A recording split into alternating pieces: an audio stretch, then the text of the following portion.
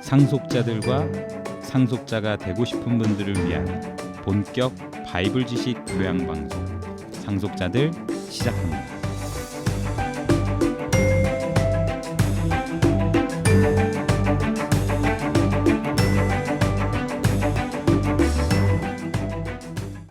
안녕하세요. 상속자들의 시호입니다. 안녕하세요. 정 원장입니다. 잘 지내셨죠? 네, 너무 잘 지냈습니다. 네. 오늘 제가 길을 가다가요. 제 앞에 어린 꼬마애가 아빠 손을 잡고 걸어가는 걸 봤어요. 저는 이제 뒤에서 이렇게 바라봤죠. 그러니까 아빠 손을 잡고 있는 저 꼬마애가 지금은 몸도 되게 작고 막 생각도 어리고 막 넘어질 듯하게 걸어가고 이러고 있는데 제가 어느 세월에 다 커서 그 옆에 있는 아빠랑 어깨를 나란히 할까 그런 생각을 좀 하게 되면서 생각해 본 게 사람이 처음 태어날 때 겨우 한 3kg 남짓 이렇게 태어나잖아요. 네, 우량하네요. 보통 한 3.4? 그 정도 태어나지 않나요?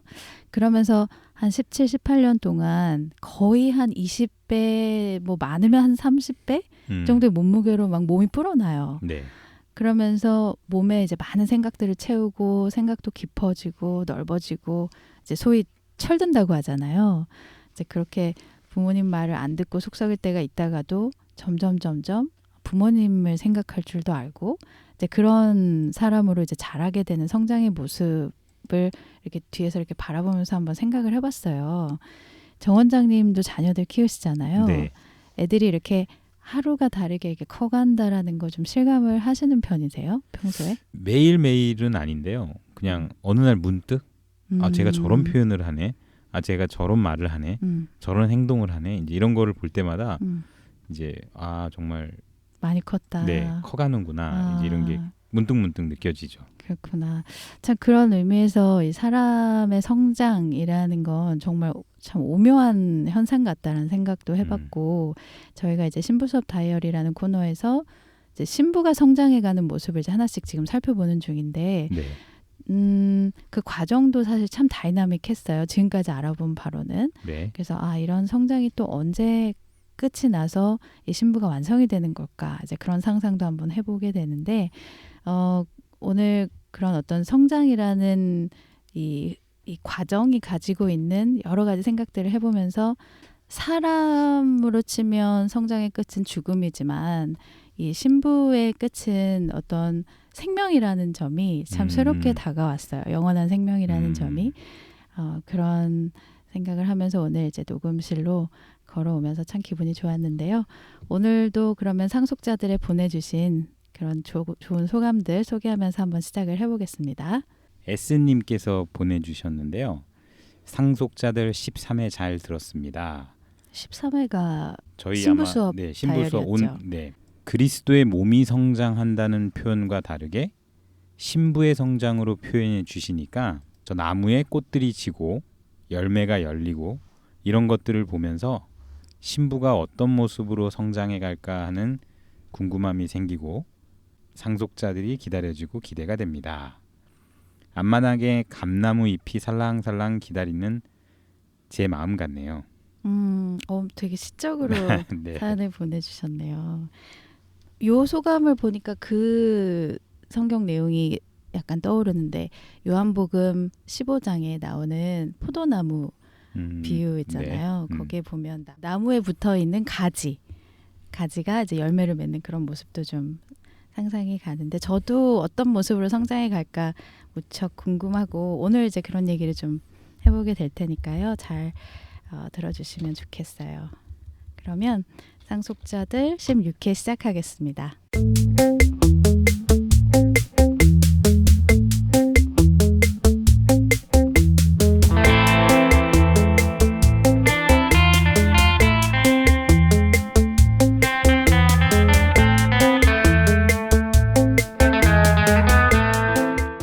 오늘은 신부 수업 다이어리 코너예요.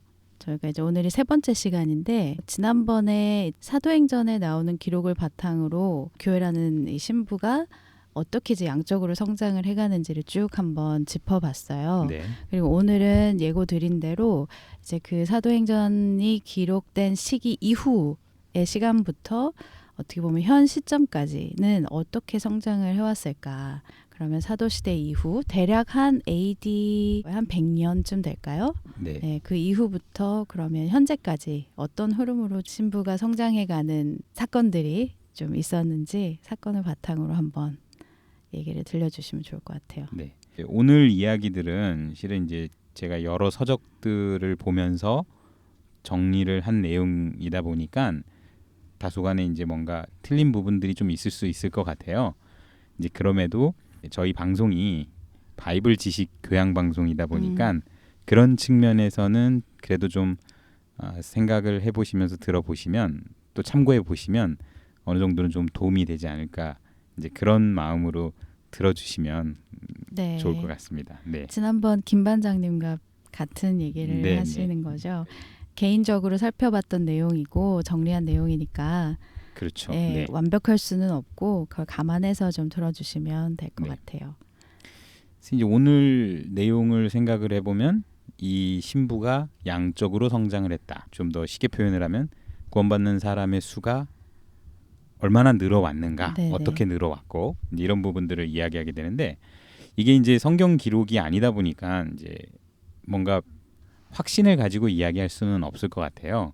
근데 그럼에도 이제 여러 기록된 어떤 서적들의 이야기들이나 이런 것들을 토대로 보면 그래도 충분히 어느 정도는 신빙성이 있는 이야기가 아닐까.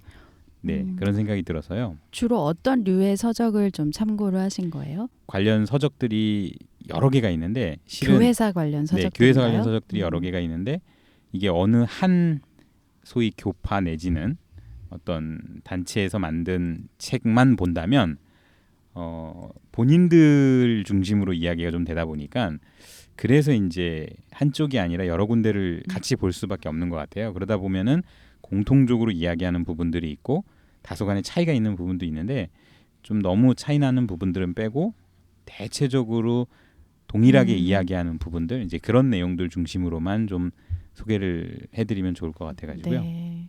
자 그러면은 첫 부분은 그러면 좀 어떤 시대를 중심으로 좀 살펴볼까요? 이제 신약 성경 기록으로 보면은 거의 AD 100년 가까이에 사도 요한이 기록한 걸로 이제 신약 성경 기록이 끝나고요. 그 다음에 소위 사도 시대, 사도들이 살아있던 시대가 제자인 요한이까지를 생각을 해보면 거의 AD 100년까지로 이야기를 하거든요. 그래서 보통 AD 100년까지를 사도 시대라고 하고요. 그 이후에 이제 시기들이 있는데 먼저 이 사도 시대도 살펴보면 실은 사도행전에 기록된 부분 그 이후에도 이제 분명히 사도 시대가 맞잖아요. 그러니까 사도행전에 28장까지 기록이 되고 그러니까 사도 시대라고 하면 예수님이 이제 죽으시고 부활하셨다는 걸 전했던 네, 사도들, 직접 목격한 그 증인들, 네. 그 증인이 된 사도들이 쭉 활동했던 시대를 그렇죠. 말씀하시는 네네. 거잖아요. 그걸 대략 AD 100년까지로 네. 보는 거죠. 그러니까 사도행전 기록은 어쨌든 바울 사도가 옥에 갇힌 시기까지만 네. 기록이 돼 있으니까 그 이후에도 이제 사도 그렇죠. 시대는 네, 계속 네. 이어졌다고 봐야겠죠. 그 내용이 정확하게 있질 않다 보니까 역시 이제 추정인데 어쨌든 그 당시에 분명히 사도들이 복음을 여러 지역으로 흩어져서 분명히 전했죠. 네. 사도들 이외에도 이제 많은 사람들이 전해서 상당히 많은 사람들이 이제 분명히 이 신부가 되는 네. 그런 일들이 분명히 있었을 거예요. 그때 차도 없고 교통도 이렇게 도로도 이렇게 잘 없던 시대에 네. 엄청난 그 활동 반경을 보니까 엄청난 그쵸, 넓은 네. 지역을 네. 다니면서 사역을 하신 걸 볼 수 있는데 좀 놀랍더라고요. 네. 네. 이 사도들 시대 때부터 박해가 본격적으로 시작이 돼요. 네. 그런 박해 속에서도 이제 계속 전했던 거죠. 근데 여기서 이제 우리가 생각을 해봐야 되는 건 듣는 사람들이 그 당시에는 이제 성경이 없잖아요, 아직. 네네. 네, 구약 성경밖에 없고 또 인쇄술이 1400년대에 처음 발달이 등장했으니까 개인이 성경을 가지고 있지도 않고 어떤 회당이나 이런 데를 가야만 볼 수 있거든요. 그러다 보니까 거의 구약 같은 경우는 필사를 많이 하고 해서 그래도 개인들도 가지고 있지 않았을까요? 근데 생각을 해보면 그 필사를 해도요.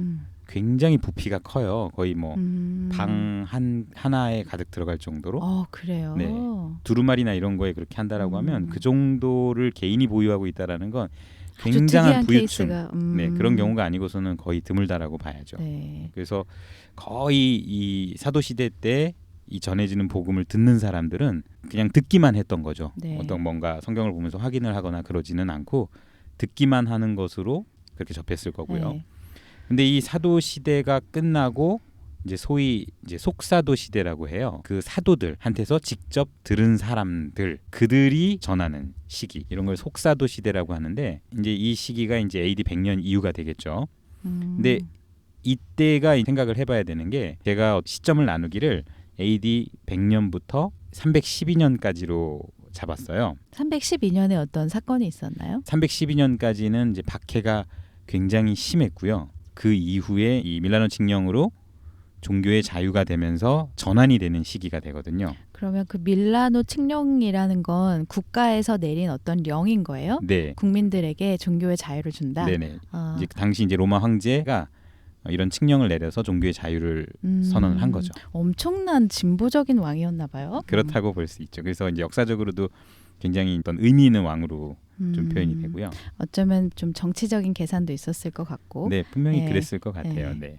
네, 어쨌든 이 밀라노 칙령 전까지 있었던 소위 속사도 시대를 한번 생각을 해보면은요. 네. 이 시기 때는 이제 계속 박해가 점점 심해졌던 시기거든요. 분명히 사도 시대 때도 핍박이 있었고 박해가 있었는데 몇몇 지역에 한정됐다라면은 네.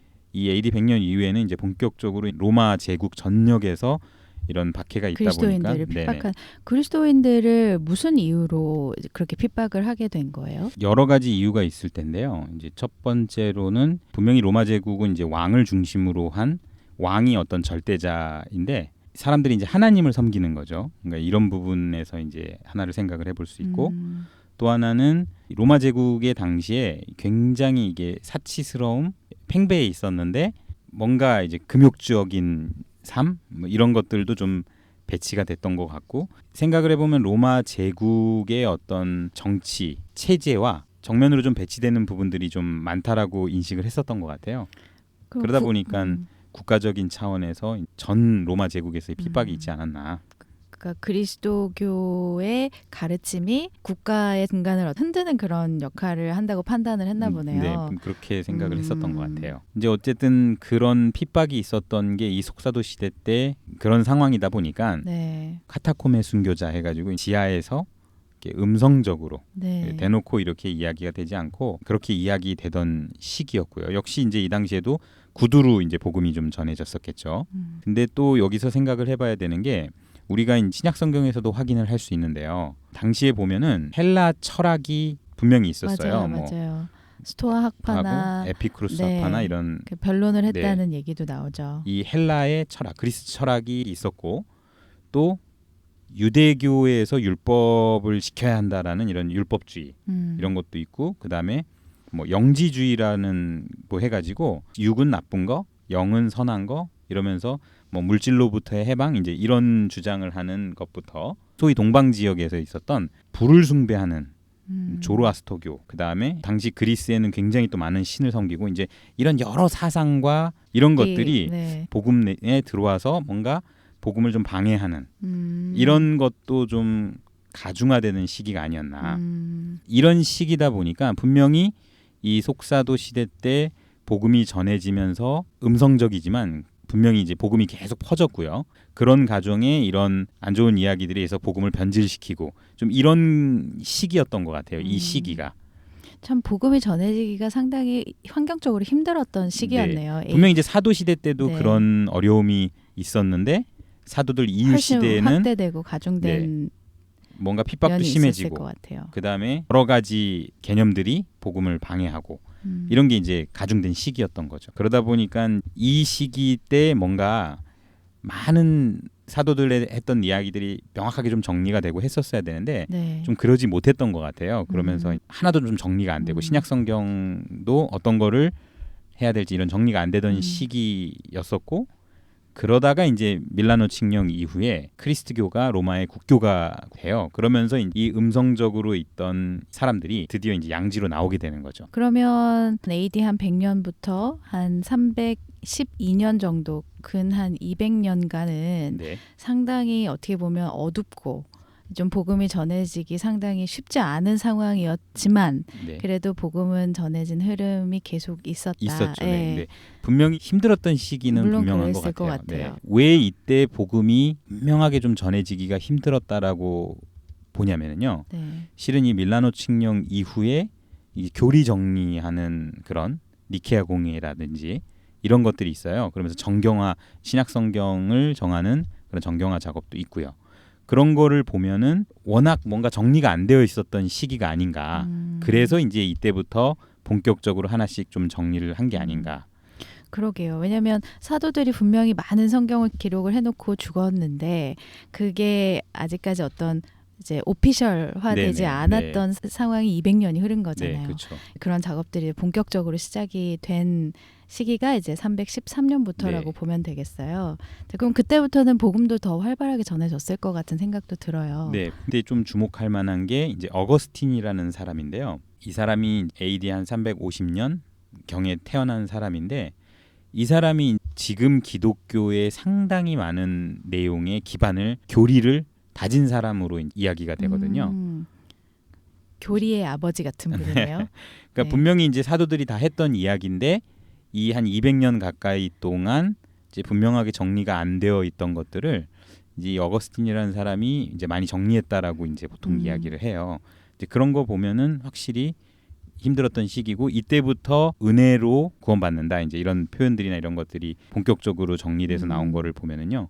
이때부터 복음이 조금 더 200년 기간보다는 좀 더 활발하게 전해지기 시작을 했을 것 같아요. 근데 또 이 시기도 또 이제 생각을 해보면 당시에 여러 지역 교구라고 해야 되거든요. 예루살렘은 이제 망했지만 예루살렘이 원래 있었고 그 다음에 바울이 이제 복음을 처음 전하기 시작했던 어떤 근거지 같은 안디옥 교회가 네. 있었고요.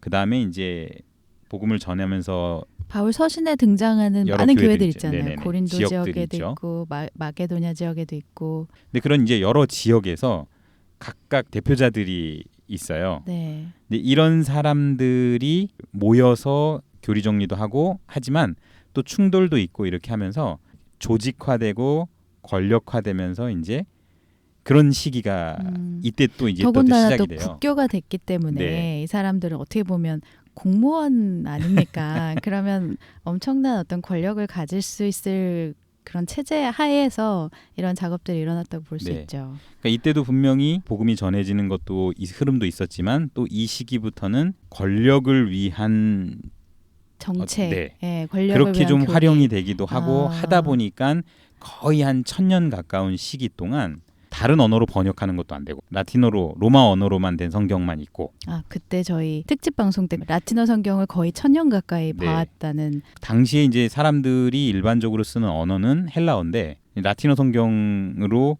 이제 뭔가 설명을 하고 그 다음에 이 성경을 개인이 소유하는 시기도 또 아니다 보니까 이때도 역시 마찬가지로 전해주는 이야기를 들어야 되는데 이 전해주는 사람들이 이제 뭐 면죄부 판매 같은 이야기를 하는 거예요.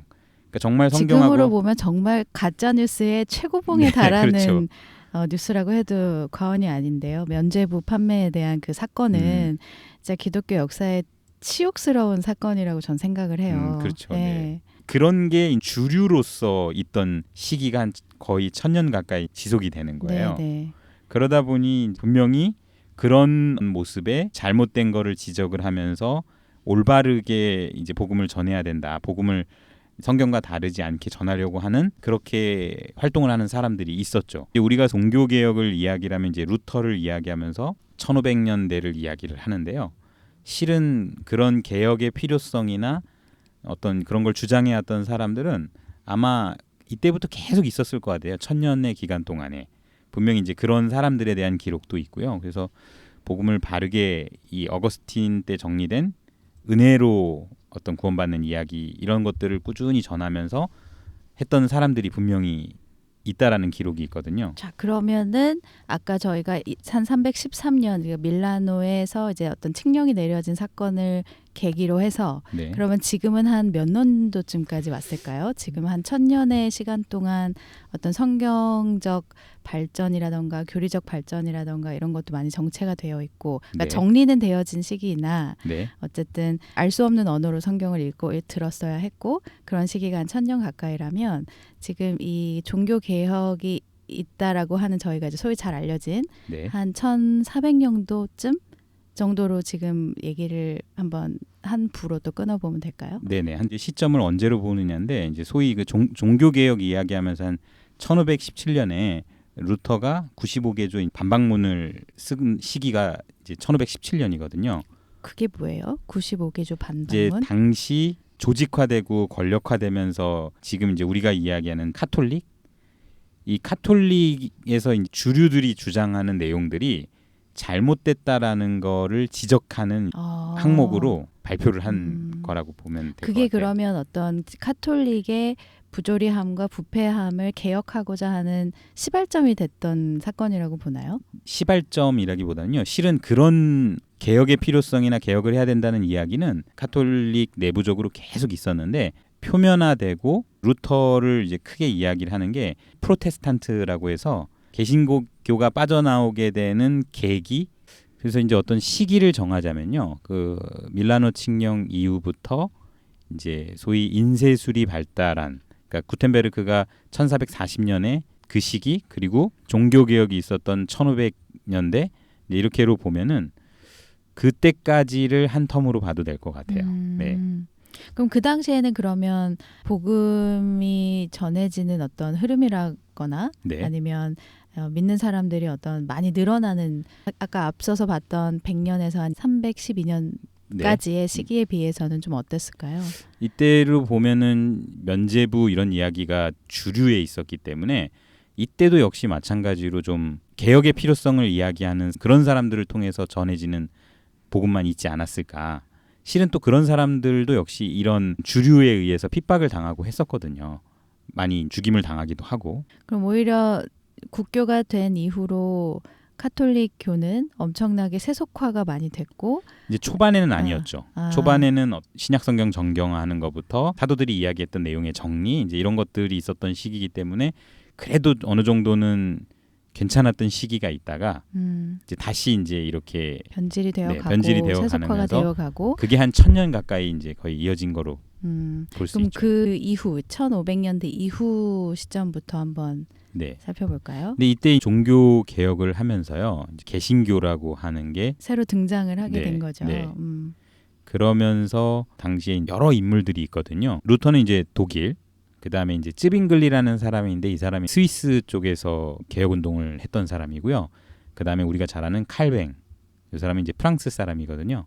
그 셋을 주축으로 종교 개혁이 일어났어요. 이 사람 말고도 이제 더 여러 사람들이 실은 있는데 이제 대체적으로 이제 유명한 분들이죠. 여러 분들이 여러 지역에서 이런 조직화된 거, 그다음에 성경과 다르게 이야기하는 거 이런 것들을 문제점을 지적을 하면서 이제 본격적으로 그 운동이 거세진 거죠. 근데 이때 보면은 아까 얘기했지만 이 인쇄술이 발달이 됐다는 게 이제 성경을 개인이 이제 소유할 수 있게 된 시기라는 거예요. 또 루터가 독일어로 이제 성경을 번역을 했고요. 그리고 또 이제 영어로도 있고 그다음에 헬라어로도 정리돼서 이제 그걸 기반으로 이제 영어, 독일어 이제 여러 언어로 이제 번역이 되기 시작을 한 거죠. 그러다 보니까 진짜 이제 우리가 성경을 직접 내가 가지고 이야기를 들으면서 확인해 보고 이제 이렇게 할 수 있는 시기가 시작되었다라고도 이제 볼 수 있죠. 약간 성경에 날개를 달아준 것 같은 느낌이에요. 네.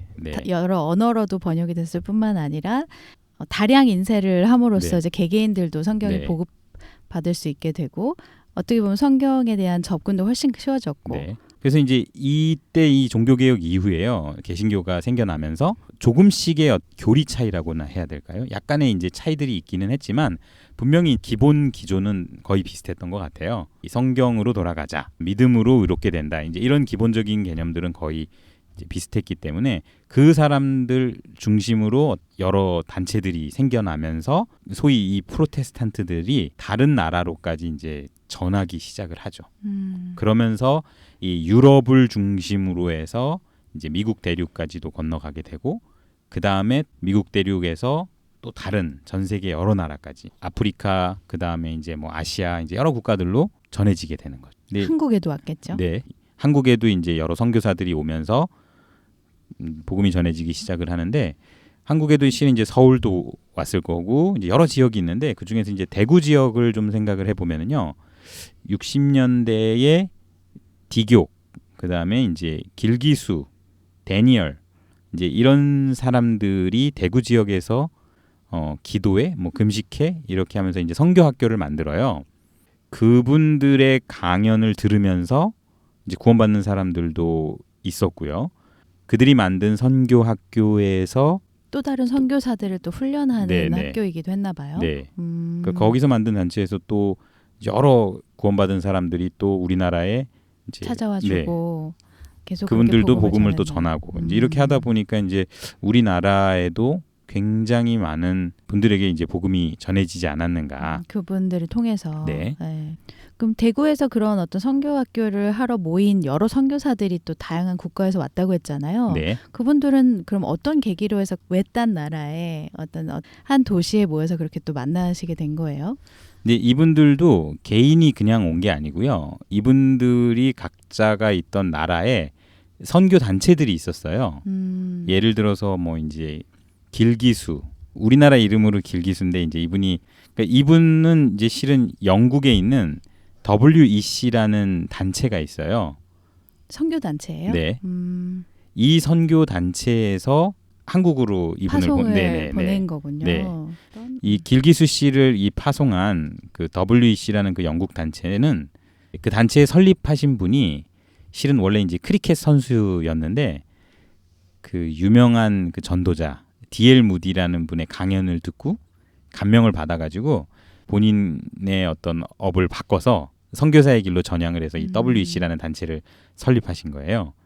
그래서 이제 이 단체에서 뭐 동양 쪽, 그다음에 아프리카 쪽 이쪽으로 이제 선교를 활발하게 했거든요. 그래서 이제 보내신 분이 그 길기수 씨고, 그러니까 어쨌든 영향을 또 이제 받은 거를 보면 이제 D.L. 무디에서 또 이렇게 연결이 됐다라고 이제 또 볼 수 있죠. 근데 이 단체에서 뭐 한국으로 이분만 보낸 것도 아닐 거고 이제 전 세계 여러 나라에 이제 다 보냈거든요. 그러면 이제 이 길기수 씨도 분명히 그 어떤 보낸 단체에서 어떤 누군가의 강연을 들으면서 이제 구원을 받고 그리고 길기수라고 하셔서 한국 분인 줄 알았어요.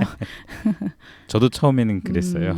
네덜란드에서 네. 오신 분인데 WEC라는 어떤 단체에서 활동을 하시면서 네. 한국으로 파송돼서 네. 오신 분이네요. 그러니까 이분이 어떤 이야기하는 것도 분명히 이제 본인이 있던 그 단체에서 듣고 누군가의 이야기를 듣고 그다음에 이분도 그거를 한국에 오셔가지고 또 전하시고 그래서 그분이 이야기하는 걸 또 듣고 구원받은 분이 또 한국 분이 또 한국 분들한테 복음을 전하고 그러면서 이제 우리나라에 이렇게 많은 게 형성된 게 아닌가. 이제 그렇게 보면은 뭔가 다소간의 좀 어떤 성경을 해석하는 차이들은 조금씩 다를 수는 있는데요. 분명히 어쨌든 같은 성경으로 복음을 전했다. 그렇기 때문에 아까 그 디교기라는 분도 있다고 했잖아요. 그분도 그러면 같은 단체에서 오신 분이에요? 이분은 이제 미국에서 왔는데요. 그러니까 두 분이 이제 온 단체가 달라요. 아, 서로 다른 데서 와서 다른 데서 거기서 오셔가지고 만나셨구나. 만나서 이제 의기투합해서 선교 학교도 만들고 이제 그러셨던 거죠. 그렇게 네. 출신도 다르고 어떤 목적도 다른데 네. 한 목적을 통해서 그렇게 또 하나가 분명히 이제 그분들 사이에서도 공유되는 부분들이 있었기 때문에 네. 두 분이 같이 이제 이렇게 활동을 할 수 있었던 거죠. 그분 외에도 여러 선교사들도 또 있었거든요. 다른 나라에서 온. 네. 근데 각자 단체도 다르고 나라도 다르지만 분명히 성경으로 같은 이야기가 공유되는 부분이 있어서 같은 선교학교를 만들었고 그렇게 해서 이제 전해진 거로 보면은 이제 분명히 전 세계적으로 상당히 많은 나라, 많은 지역의 사람들이 신부에 속하게 되는 그런 일들이 있지 않았을까. 네, 이렇게 생각을 해볼 수 있을 것 같습니다. 네.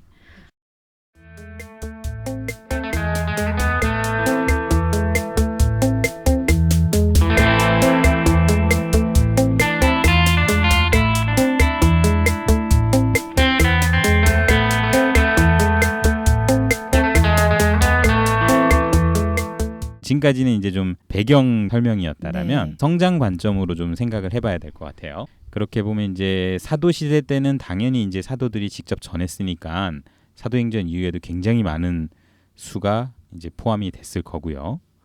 그다음 이제 AD 100년에서 밀라노 칙령 전까지는 교리도 아직 정리도 잘 안 돼 있고 두 가지 측면이 있는 것 같아요. 사도들한테 직접 들었던 사람들이 전했다라는 측면에서 이제 복음이 좀 분명하게 좀 전해졌을 거다라는 모습도 있지만 또 그 후반부로 갈수록 여러 이론들 그런 개념들이 이 복음을 혼란시키고 그러다 보니까 뭔가 정리가 안 되고 또 핍박도 있고 이러다 보니까 전해지는데 이 수가 늘어나는데 분명히 제한적이었던 그런 시기였을 것 같아요. 보통 이제 복음이라고 하면 그 당시 사도들은 이제 예수님이 돌아가시고 부활하셨다는 내용을 전하잖아요. 네. 근데 그거를 본인이 직접 목격한 증인으로서 그 증언을 하는 것과 네. 그게 이제 한 달이 건너가서 나 이렇게 들었어 라고 하는 사람이 또 증언을 하는 것과 이제 점점 그렇게 각 세대에 걸쳐서 이제 내려가다 보면 아무래도 어떤 사실성이라든지 이런 것들이 많이 희석될 수밖에 없잖아요. 우리가 아마 앞으로도 살펴보게 될 것 같은데요. 복음을 전할 때 두 가지 측면이었던 것 같아요. 네. 하나는 내가 직접 봤다 하고 또 하나는 구약 성경을 들어서 이렇게 써 있더라. 이렇게 전하는 방법이 있었던 것 같은데 이 사도시대 이후에는 내가 직접 봤다라는 개념이 빠지게 되죠. 그렇죠. 다 네. 이제 돌아가셨을 테니까 네. 증인들이. 그러셨대. 내가 바울한테 들었는데 그렇죠. 이랬대. 이거 이외에 이제 성경을 가지고 증명을 해주는 이야기들 그런 부분들에 있어서는 이제 확인을 하거나 할 수가 없잖아요. 각자가 성경을 가지고 있는 게 아니니까.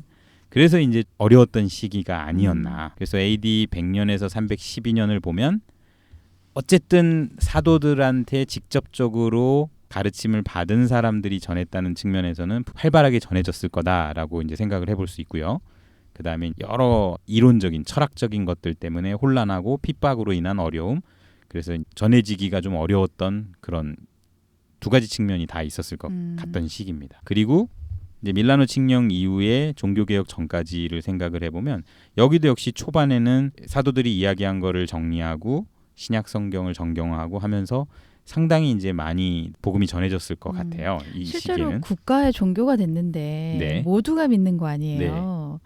뭐 실제로 이제 그렇다고 해서 정말 믿음을 가지고 있었는지 아니면 형식적으로 믿었는지는 알 수 없지만 네. 폭발적으로 믿는 사람들이 많이 늘어났을 것 같은 배경이 됐긴 할 것 같아요. 네. 근데 이때도 이제 우리가 생각을 해야 되는 건 개개인이 성경을 가지고 있지는 않았다는 거.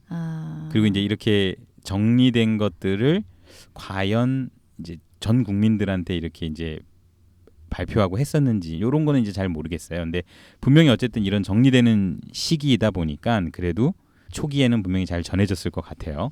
그러다가 이제 한 1000년 가까운 시간이 지나면서 어떤 권력을 중심으로 한 면죄부 판매 같은 소위 암흑기 네. 시대다 보니까 이때도 역시 이제 음성적으로 좀 전해지는 그런 모습만 있지 않았는가. 그리고 인쇄술 발달, 성경 번역본, 종교개혁 이때부터 이제 좀 폭발적으로 그 수가 좀 늘어났을 것 같아요. 당시에 이제 루터나 이런 칼뱅이나 이런 사람들의 간증이나 이런 것들을 보면은 정말 우리가 성경에서 확인할 수 있는 거하고는 같은 맥락에서의 간증들이 있기 때문에 이때부터 굉장히 많은 사람들이 신부에 들어오지 않았을까, 신부가 되지 않았을까. 심지어는 어찌 보면 중동 지역 혹은 유럽 지역에만 국한돼 있던 이 가르침이 이제 미국 대륙 아니면 또 그 외 기타 등등 아프리카 대륙 등등으로 뻗어나간 또 시기가 됐기도 했잖아요. 네네, 그러니까 그쵸. 엄청난 이제 범위와 면적으로 이제 커가는 것들을 좀 목격을 할 수 있는 배경인 것 같아요.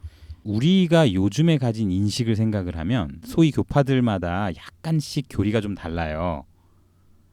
조금씩 교리가 다르다 보니까 소위 이제 신부가 되는 데 있어서 우리가 어떻게 신부가 되느냐, 공식과 같은 논리적인 흐름의 내용을 들은 사람만이 신부가 될 수 있다는지, 아니면 그렇지 않더라도 이 성경 말씀이 이 듣거나 보는 거에서 믿음이 생긴다로 볼 건지. 성경의 표현으로 보면 후자가 맞거든요.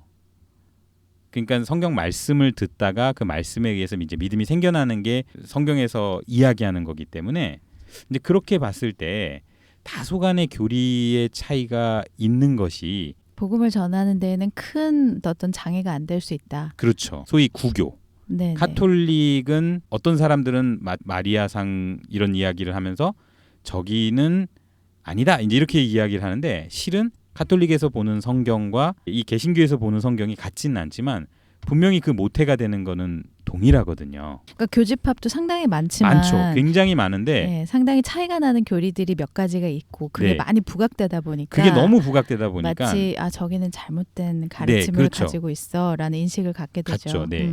같은 개신교 내에서도 약간의 교리 차이를 굉장히 확대해가지고 이제 전체를 부정을 왜냐하면 그들도 우리와 같은 성경을 본다라면 그 성경 말씀을 읽다가 아니면 듣다가 분명히 믿음이 생길 수 있거든요. 그렇게 봐야지 어떤 정확한 공식적으로 설명되는 설명을 듣고 들어야지만 어떤 믿음이 생긴다. 이거는 분명히 아니라는 거예요. 우리가 사도행전을 다음 시간부터 보면은 알겠지만 근간이 되는 그리스도에 대한 설명을 듣다가 보면은 믿음이 생겼거든요. 분명히. 네네. 그렇기 때문에 어떤 다소간의 그리스도가 육체로 왔다라는 걸 부정하는 누가 부정해요? 그게 아니라면은 그런 정도를 부정하는 교리가 아니라면은 분명히 믿음이 생길 수 있다라는 거죠. 이거를 이렇게 강조하시는 어떤 이유가 있으실까요? 실은 저는 한동안은 제가 속한 교단에서 설명해주는 흐름과 방식으로만 구원을 받을 수 있다라고 이제 생각을 했었어요. 그러다 이제 성경을 보다가 보니까 그렇지 않구나. 또 이제 강연해 주시는 분께서 그렇지 않다. 다른 데도 분명히 이렇게 구원받는 사람들이 많이 있다라는 얘기를 해줬는데 그거를 그렇게 듣기는 했는데 그러니까 제 인식이 그랬던 것 같아요. 우리는 굉장히 많을 거고 하시는 거군요. 다른 데 있다 해도 조금밖에 없었을 거야. 이렇게 생각을 했는데 왜 그러셨어요? 설마 이렇게 제한된 어떤 특정 지역에만 있겠어요. 전 세계로 복음이 퍼져나가고 있고 그러니까요. 수천 수만의 선교사들이 지금도 네. 오지에서 여러 나라에서 여러 사람들과 다양한 언어를 가지고 복음을 전하고 있는데 네. 그래서 이제 정말 소위 구교에서도 우리가 상당히 같은 성경을 보고 있기 때문에 조금 차이는 있기는 한데요. 그래도 차이는 좀 많은 것 같긴 하지만 그래도 네. 네. 근데 분명히 그 모태가 되는 성경은 기본 같거든요. 베이스는 많이 네. 비슷하고 네, 사도들이 거기서도 썼던 서신서 계속 복음이 네. 전해지는 흐름이 있었다. 그렇기 때문에 교리적인 조금의 차이로 인한 거로 인해서 저기서는 복음이 없다 이렇게 말을 할 수는 네. 없을 것 같은 거예요. 네. 분명히 이제 이 우리가 다 눈으로 확인할 수 있는 성경이 있기 때문에요. 그래서 참 뭐 중요하다고 보면 중요한 얘기를 해주신 것 같은데 사실 그래요. 카톨릭 하면 카톨릭 네. 상당히 엄청난 조직력과 아니면 연합성을 가지고 있는 종교인데 대조적으로 개신교 상당히 분파가 다른 교회에 비해서는 더 많은 것 같고 네, 다른 종교에 비해서 많죠. 예, 많은 것 종교마다 같고 조금씩 있긴 한 것 같은데 그렇죠. 예, 개신교가 그렇지만 제일 큰 것 같아요. 그리고 그런 교단끼리의 어떤 갈등도 많고 서로를 인정하려고 하지 않는 것도 많은데 네. 사실은 어떤 큰 맥락에서 보면 예전 예루살렘으로부터 시작해서 유대 사마리아로 전해졌고 또 이제 땅끝까지 지금 전해지는 과정에서 여러 사건과 어떤 암흑기를 지나왔지만 복음은 계속 흐르고 있고 계속 네. 전해지고 있고 그 와중에서도 다양한 곳, 다양한 장소, 다양한 사람, 다양한 언어를 통해서도 전해지고 있고 지금까지 아마 형성된 신부의 뭐 정확한 숫자는 알 수는 없죠. 없겠지만 2000년이라는 세월이 흘렀는데 그 기간 동안에 꾸준한 성장을 보여왔다는 얘기를 오늘 사건을 바탕으로 해서 하나씩 좀 짚어주신 것 같아요. 네, 제가 이거를 정리를 하면서 제일 많이 들었던 생각은 제가 이제 우물 안에 있다 이렇게 생각을 해서 뭔가 좀 벗어났다라고 우물에서 나는 나왔다. 그래서 이제 좀 더 넓게 보는 시각이 생겼다라고 생각을 했는데 또 이걸 보다 보니까 또 다른 제가 우물에 있는 것 같은 조금 느낌. 큰 우물로 네. 옮겨진 것뿐이었다라는 생각이 드셨나 봐요. 그래서 이제 진짜 우리는 성경의 말씀으로 인한 믿음 이제 이렇게 생각을 한다라면 이건 정말 교파, 교단, 뭐 구교, 신교 이렇게로 나누는 것 자체가 너무 협소한 게 아니었나 우리 생각이. 얼른 바다로 나가셔야겠어요. 우물에 그만 계시고. 네. 저희가 이제 그럼 지난 회에 이어서 이번 회에서는 신부의 이제 양적 성장을 계속해서 살펴봤어요. 그래서 지난 회에서는 이제 사도행전에 기록된 내용을 바탕으로 그 성장된 모습을 살펴봤다면 오늘 그 두 번째 페이지는 그 이후, 그러니까 AD 한 100년부터 현재까지 네. 굵직한 어떤 기독교 역사의 사건들을 바탕으로 해서 꾸준히 복음이 전해졌고 믿는 사람들이 생겨온 그런 흐름을 좀 들려주신 네. 것 같아요. 들으시는 분들이 잘 이렇게 정리하면서 들으실 수 있었으면 좋겠고, 어떤 교회 이름을 보니까요. 흩어지기 위해 모이는 교회라는 이름을 가진 교회가 있었어요. 차 타고 지나가면서 보는데 상당히 말이 된다. 이제 모여서 더 이제 넓은 다른 곳으로 가서 복음을 전하기 위해서 흩어지는 모습, 그게 계속 교회사에 있지 않았나 그런 생각이 들고, 그러면 상속자들 16회는 여기서 마무리를 할게요. 청취해 주신 분들 감사합니다.